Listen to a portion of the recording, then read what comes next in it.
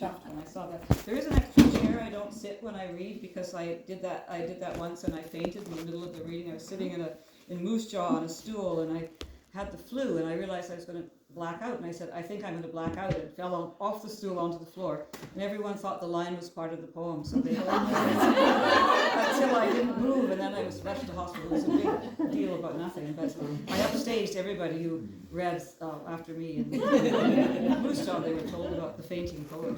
Fainting goats, right? You love those little goats that fall down. When I've just been in Ottawa judging. I hate judging. I have a bumper sticker that says the day of non-judgment is near. It's not on my car, but I have it in my window. But I judged the poetry and voice recitals, so it's high school students who memorize poems, and then it's quite a big gala event, and we had to mark them. But they all read off their iPhones. I've never been to a reading where everybody read off their phone. Here am I. I have nobody to print out a couple of poems that I wanted to read, so I'm reading off this computer, which is a first for me, and probably the battery will die in the middle. So stuck, but just me. What's that? Just me. So the first poem, oh no, it's not going to open. Yes. It was written on the occasion of being invited to read at the Festival of the Arts in Campbell River. I can't remember how many years ago. Occasional poems are poems you write for an occasion. So say the janitor in your building is retiring, somebody might come to me and say, could you write a poem for Mr. Gillette? And I don't know anything about him. I have to find out some things, and then I write a poem just for that occasion. It's actually quite fun to write, and that's how poetry used to be. All poetry was occasional poetry for a particular celebration or ritual or event. Anyway, so this was for the Festival of the Arts, and I know Campbell River isn't, well, it's near Cortes Island, but it's sort of like saying I live on Haida Gwaii, but it's saying really we don't have anything in common with people in Prince Rupert. So I know that you probably don't have a lot in common with Campbell River, but it's as close. I've got a Cortes. Well, I'm getting some Cortes poems, but this is my Campbell River poem, and it's really about me as a child. It's called Campbell River, birthplace of Sir Richard Musgrave's Tyee. As a child, my soul claim to glory was this big-ass fish, a 70-pound Tyee caught by my great-grandfather at Campbell River in 1896. A replica hung in the Royal Museum. On field trips, I lured my whole class to the glass case displaying the facsimile of the Leviathan my great-grandfather played for 3 days. In our family, it was legendary, alone in a boat at the mouth of what I imagined to be the deep, dark, green, mysterious Campbell River, all set about by cedar trees. A plaque acclaimed it to be the largest salmon ever taken on a simple rod and line by Sir Richard Musgrave. Not only had my great-grandfather landed a fish heavier than me, plainly I came from royalty. How hard I fought to hook and hold on to that vainglorious notion. The stoop-shouldered child I was, standing erect for once, head slightly bowed, nose flattened against the glass we weren't supposed to touch, as the fish cast his cold eye on life, on death, and Mrs. Guest's combined grade 1 and 2 class. I envisioned my great-grandfather not stopping to eat or sleep for 3 days, intent on reeling in the mother of all Tyees, so that one day I might stand before it feeling as if, in a world that has never been my home, I was someone. I've since discovered that Sir Richard was not my great-grandfather after all, but his older brother. My parents lied to me all those years. My lowlier ancestor ran sheep on Salt Spring Island, and that's where Musgrave Landing is named after, of course. Nor was Sir Richard alone, but in a dugout canoe paddled by native guides from Cape Mudge before lunch. So much for family mythology, no more high-ass muckamuck. I have lesser claims to fame these days, but still, when I think back over those class expeditions and that vision I clung to as if my future depended on it, something glorious tugs. What a disappointment to find out that I wasn't. Well, it's still in the family, but it's not. It's indirect. So this is a poem that's for Anne Mortefee, who's here tonight, and I just met a few days ago, but it's one of those people you feel like you've known all your life. Probably your sisters by another father, mother. Yeah. Maybe Sir Richard's out somewhere. But anyway, I went to say Molly's house. I went to Anne's house, and she has this amazing chicken called Molly that she's been living inside her house. So she said she cleaned all the chicken poop up, but I found some. She said she cleaned it up. I found some. It's very hard to clean it because it blends in with the carpet. Molly, I guess, was being ostracized by the other. Ostracized by chickens. That's mixed metaphor there. And so gradually being introduced, allowed to go up to the pen and look at the chickens. And she's now completely white. I don't know why she lost. Well, she just got sick and she was so stressed, she lost all her feathers. So of course, she's become our class mascot. We all talk about Molly. So Anne is not Anne, she's Molly's mum. I thought of bringing her here tonight. I thought she might be a total distraction though. Pay attention to Molly, not me. So one of my class exercises, I hand out postcards and has a question: is if you were to wear the underwear, be the underwear of somebody famous, who would you choose? That kind of thing. My question was, if I was to inhabit the body of someone I knew personally, but retain my own mind, who would it be? So I chose Molly, and it was called Molly or Anne. And it's only draft 9. I usually do, as I've been saying in class, anywhere from 20 to 96 drafts of the poem. So this is quite new. So please, you won't even notice, because I don't even notice really what I've changed. I know I've changed it. I want to inhabit your white feathery body, Molly, with my own mind resident inside, trying to figure out how to make the other birds love me, the ones locked inside their pens, those blousy, buckety, die-hard hens. I forgive them for what can they know of the larger world beyond the strut and run of their hungering? I was born on the outside looking in. I am not too afraid of the world to love it.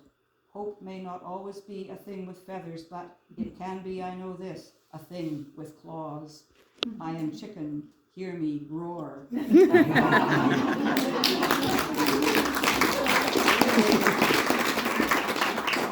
there may be a series of Molly poems. I think she's become the things that people suggested that when Molly wasn't well, to do with her, like take her into the woods and leave her there. I mean, my heart breaks for this poor bird, but I know that Anne will not do that. But she can't now because she's famous now. I was married for 32 years to a wonderful man, Stephen Reed, who some of you may know as a bank robber. CBC did a show on us called The Poet and the Bandit. We always argued on who was the poet and who was the bandit. I wanted to be the bandit, but he got there first. And I didn't want to go to jail either. That's not where I would do very well. But Stephen died in 2018, and that's 67, 68. And so it's almost 6 years, and of course I'm doing a workshop about grief, and I'd say after 6 years, things changed. Anyway, I inherited all his socks because he had very flashy socks, and now they're starting to wear out. So this is a poem I wrote about his socks called A Condition Incompatible with Life. You've been gone 5 years now, and your socks are starting to wear out. I say gone as if you had slipped down to the local and never returned. The barkeep remembers you came late after the lunch crowd had left. You had your own table, sat in the same chair, and ordered a vodka tonic, always a double. She must have seen the question on my face. You weren't supposed to know, she said. At first I would joke. I lost a husband but gained a hodgepodge of socks. You liked socks that made statements, that said, gone are the days of matchy-matchy classic Argyle polka dots or white tube socks. Why be boring when you can wear a pair that peek out from under your pant leg, nervy skateboarding gorilla socks, bacon and egg socks, an odd sock missing its counterpart, don't follow me, I'm lost too. I cut a swath, you said, describing how you had dressed for a friend's funeral, a silk scarf, cashmere coat, brushed leather kicks, and infinity sign socks, those irrefutable 8s. That last week I watched you struggle. I didn't offer to help because it would have hurt your pride if I had said, here, let me pull up your socks because you can't reach your feet. They have discovered I am diabetic, you said, the day before you died, but that should change once I stop pounding back the tonic water. Denial here. At the fire ceremony we held for you, I placed a Mickey of vodka, a 6-pack of Fever Tree Light, and a pint-sized bottle of mouthwash on the table beneath your told everyone I had created a new cocktail in your memory, vodka tonic with a chaser of Listerine. I found scores of empties in the shed where you stacked firewood and the mouthwash because I wasn't supposed to know. At least they were Mickey's he was trying to cut down, I said, as everything you possessed was consumed by flames, except for your socks. I couldn't bear to see them burn. And your slippers, too. I set them beside your bed where you will be able to swing your legs over the side and bury your feet deep in the plush black sheepskin the way you always did. You cut a swath through our lives, but you can come back now, anytime, no questions asked.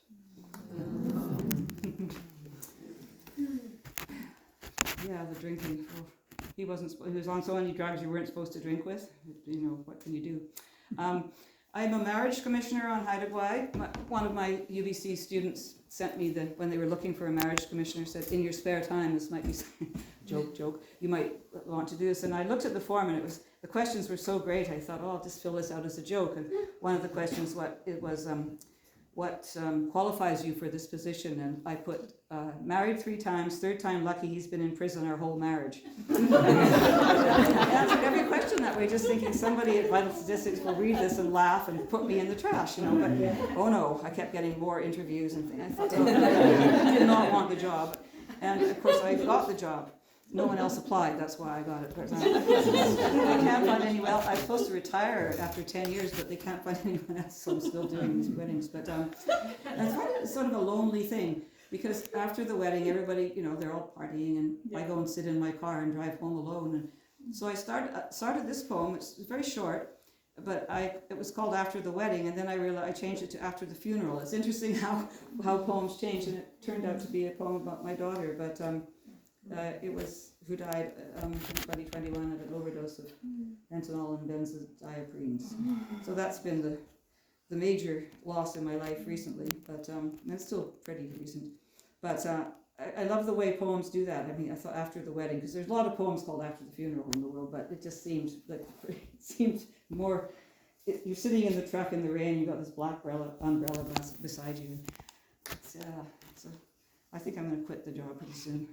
So is my fellow Commissioner Sally, who's 83. And we have to climb mountains to get to weddings, and we'll go down cliffs. People get married in really wild places. And anyway, I drive to the river, sit in the truck and listen to the rain, a black umbrella half closed on the seat beside me.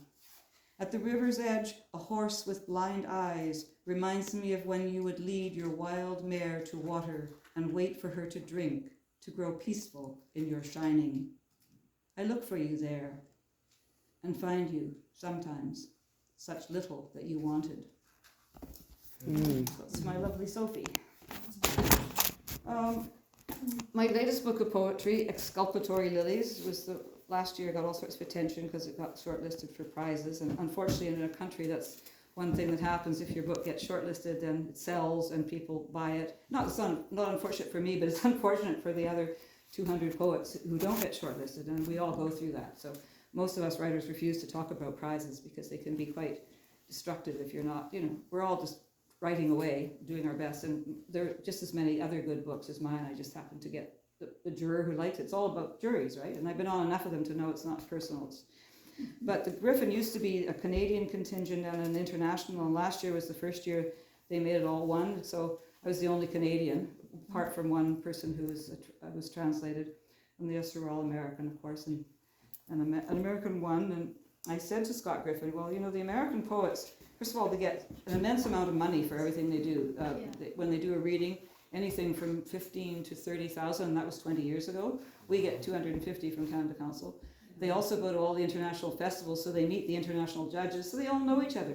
And the judges have never heard of anybody in Canada, but they all know the big names like Sharon Olds and, who was it, Ocean Vuong, and Ada Limon, who's the poet laureate, fabulous poets. So I said, Canada, you may think we can stand on the world stage, but actually we can't.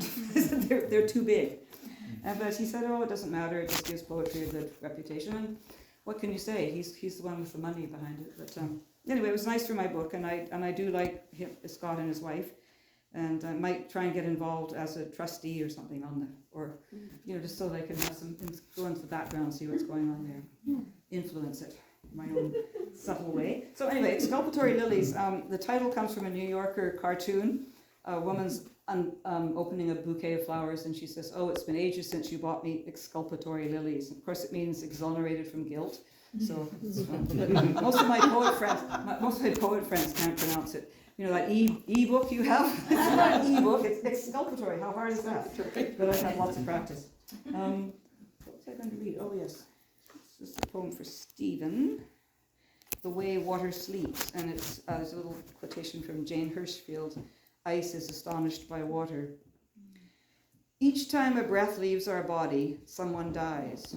With a day's breathing, we inhale at least one molecule from the breath of every person who has ever lived. I read that and I believe it's true. I always believe poetry or fiction when I read it. I think, what a lovely thing that each breath we're breathing a molecule of everyone who ever lived on the planet. That means I breathe my daughter in and my husband, and my mother, and my cats. Where was I? When I read this, I knew that would include you, the one I love. You enter me once a day and rest in me the way water sleeps in ice. Now I dare not exhale lest you leave. Don't die, you begged me. Memories are so hard to hold. Our life together ended with a flat line across a screen, a blip, a respirator's hiss, and a young nurse whispering he passed to the doctor who failed to arrive on time. He is dead, I wanted to weep. Is it so difficult to say he died? The light around your body paled. There was a washed translucence in the air, and then the astonishment of your last breath brushed my face. I sat in the emergency room working on my UBC class. I really didn't think he was dying, and I was very irritated by a misspelling on the, there's a sign that says, the floor is wet, it says stays and emerge, but it was STAY''S. So I thought, here's my husband dying and I'm being the grouchy grammarian in the Alma Bay. It really annoyed him, it stuck with me. Origami Dove. I have a little section from a book, with my favorite little really tiny book, with one poem on each page called The Sangan River Meditations. It was published by Leaf Press, I think it was in Lanceville, and it's out of print, but there are some poems in here. But I live on the Sangan River on Haida Gwaii, and I spend a lot of time just staring at the river. Some people would think that's a waste of time, but in Buddhist practice, it's actually you're doing quite a lot with your life by doing that. So I tell myself it's okay. I'm actually very busy staring at the river. Page 40. So they were all very short, and I'll just read a few of them. Wet leaves on the road, the last foxgloves bowing their heads to no one. Every act of pity is a form of prayer. Our daughter wants to know, do flowers hurt when you cut them? I didn't even begin to know loneliness until the fog bank rolled in from Toe Hill all the way to the Chown and stayed there for days, swallowing the world I thought I'd come home to in all its white silence. Out of the fog, a herd of wild cattle, two heifers locking horns on the road while I tried to steer the truck around them without getting involved. I thought I knew where I was going when I set out, but now I'm not so sure. Now, we have this feral herd of cows on Toe Hill Road, and a month before my daughter died, I was taking some friends to the airport, including a 4-month-old baby, and a cow, I guess, ran out on the road with the herd following and smashed into my brand new Lexus that my children had insisted I buy, so I had a good car. Well, it wasn't brand new, but it was new to me, and it was absolutely totaled. Cow died and the whole herd. But the thing was, I thought I hadn't seen anything. Nobody saw anything. It was that fast. And I thought that something had fallen from the sky, like a cement wall. It sort of sounded like I'd hit a cement wall that was wet.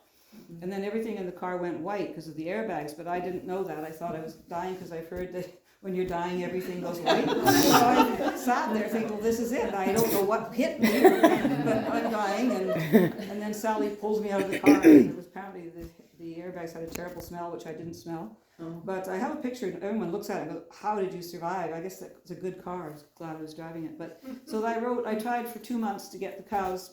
there are 13 jurisdictions involved. The Department of National Defense and the highways, everybody just passed the buck. So they're still there, and you just have to really watch. There's a picture of a cow standing, it's not leaping into the road. And somebody put no shit underneath it. I have to warn my guests at Copper Beach House, careful when you drive on the road at night because they love rain and fog. That's their favorite weather. But so here I am writing these romantic poems about these annoying cows wrecked my car. But it was pretty scary, and in fact quite traumatic. This is one of my favorites. A young girl pulls herself along like a broken cricket, her face surrounded by pale sunlight like Jesus. In a magazine I find at the laundromat, I read, "We travel to faraway places to watch in fascination the kind of people we ignore at home." In the margin, someone has written, "Why do we do this?" Which I think it's really true. You go to some foreign country and you're just amazed at all the people, but at home they all look the same. The people I know, I just pass them on the street.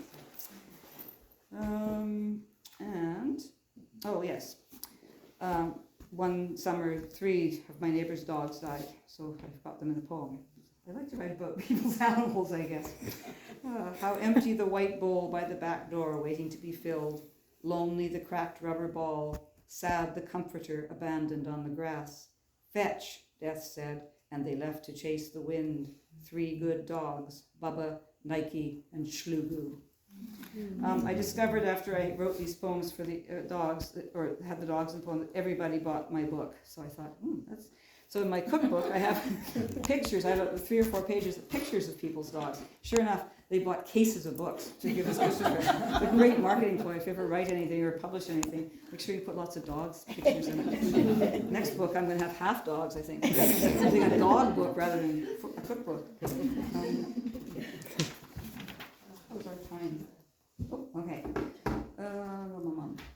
So I call this "The Way the Stubborn Land Goes Soft Before the Sea," because I have a poem for a friend. This is another Haida poem, Kamiko, who died a few years ago, but I used to see her sitting watching the waves.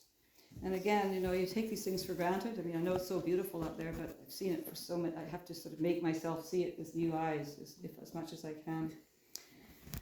That month before Kamiko died, I saw her on the beach, the foam after a north wind had blown all week, knee deep. These days when I walk to White Creek, I think of Kamiko, closer to death than I was at the time, the way she sat straight against the stranded log waiting. My father said, "Look your last on all things," and I looked at Kamiko and back at the sea, thinking, this is what I will miss too. The surge upon the shore, the herds of sandpipers jinking in and out as the waves break and recede. Now, each time I look my last, and then I look again.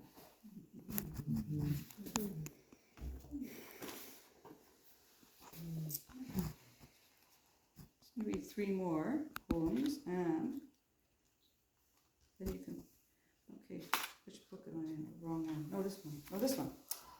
Exculpatory Lilies.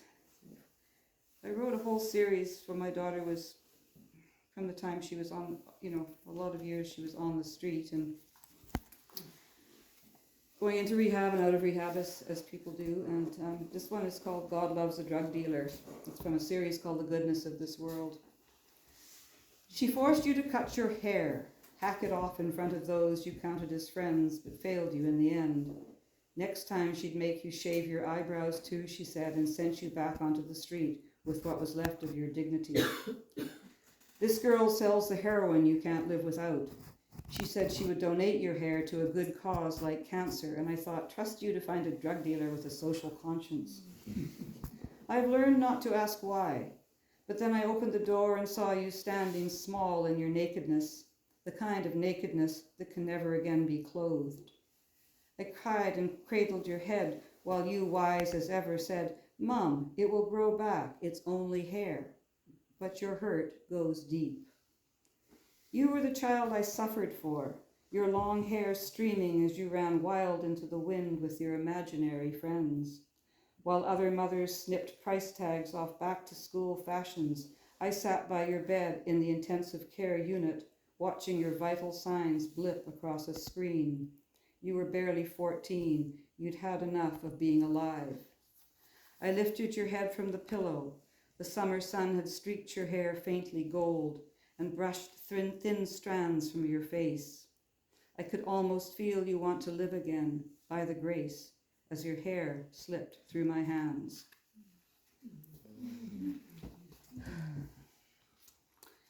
So, September 8th, actually September 4th, she overdosed finally the last time, and they got her heart beating. I was quite naive about the body. I thought once somebody's heart's beating, they'll be fine, but I guess she hadn't had oxygen, and you can only, 3 minutes or 4 minutes without oxygen? God made a mistake there. I mean, you can go 4 days without food, water, 40 days without food, but 4 minutes without air. When I thought, I was quite happy. I thought, oh, she's not happy, but I thought she'll live. But when I went up to Vernon where she was, it was like the spirit had gone. I didn't know that. So she spent 4 days on life support, and then they said I had to take her off. And anyway. This is a poem called Postscript, which is the day that. You know how Facebook knows what you're talking about? If you talk about buying a new rug, you suddenly get millions of ads for a rug. Well, I'd gone and bought Sophie a hoodie to be cremated in, and so this is something that came up on the Facebook page, which is sort of ironically sad. The day you were cremated, a girl modeling a black hoodie like the one I've chosen for you to wear lights up my Facebook page. I survived because the fire inside me burned brighter than the fire around me. Can you imagine? I was in such shock, I guess, at the time. It just seemed, I hear you laugh at the irony as they fire up the retort. A laugh dragged through the ashes of 1,000 cigarettes, tokes of crack. My sweet, dangerous, reckless girl. What could I do but weep, the way I did when you were 4, butting out a Popeye candy cigarette you scored from the boy next door for showing him your vagina through the split cedar fence. I told you, next time, baby, hold out for a whole pack. Trying to be brave the way only a mother could. Now I carry you home in a plain cedar urn, the remains of all you once were reduced to this smaller, portable size. Not even you would survive the fire this time, your light in ashes now, formless as the divine. So, finally, my favorite, I have 2 favorite poems, the little one called After the Funeral and this one called Hunger. I don't know why they're favorites, just you just have favorite poems like you have favorite children, I guess, but you're not supposed to. So I love both my children. I wish I'd had 10 because I realized how much your love could grow with each child. I thought after 1, how could I love anybody more? And then you have another one and you love them differently but just as much. And so if you had 10, you'd have all this amazing love, I think. Or else you'd be so overwhelmed you wouldn't know what you were doing. Hide yourself in a cupboard. So this is the last poem I'll read. It's called Hunger. When I go to the river with my trouble and sit under the big trees, I see my girl again. Her dress is the color of soft butter. Her hunger tastes of whiskey and rain. Behind us is darkness, and darkness lies ahead. The worst kind of pain is to miss someone you've never known, and worse, never will. The